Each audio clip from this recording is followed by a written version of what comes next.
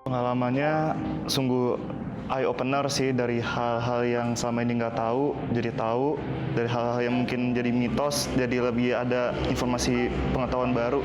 Jadi bisa lebih meyakinkan proses yang akan kita jalani untuk proses melahirkan ke depannya. Sama kalau sebelumnya kayak kita tuh hidup dalam persepsi orang gitu, banyak banget sumber yang bilang A, bilang B, bilang C. Kalau kita udah ikut kelas ini tuh jadi kayak punya keyakinan sendiri mana yang terbaik buat kita nanti.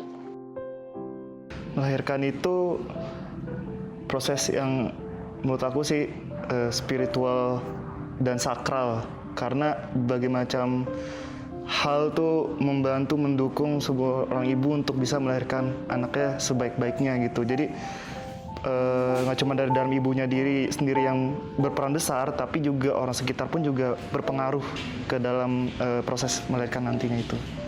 Kalau buat aku melahirkan tuh kayak anugerah sih. Kalau sebelumnya sebelum datang kelas ini aku cuman kayak melahirkan tuh soal normal atau sesar, tapi sekarang lebih dari itu kayak lebih ke proses kita jadi orang tua sesudah bayi itu lahir, gimana dia ada di dalam rahim kita, itu sih sebenarnya ternyata jauh lebih penting dibandingkan cuma berkutat antara metodenya doang gitu.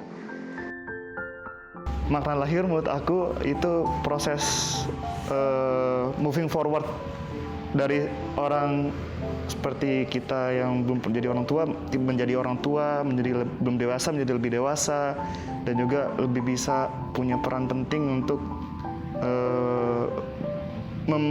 mengembangkan anak, membesarkannya dia nanti gitu. Kalau aku lahir tuh bukan, kalau sebelumnya aku punya persepsi lahir itu adalah ngeluarin anak dari dalam tubuhku, tapi ternyata lahir tuh kayak gimana caranya kita menghargai setiap prosesnya.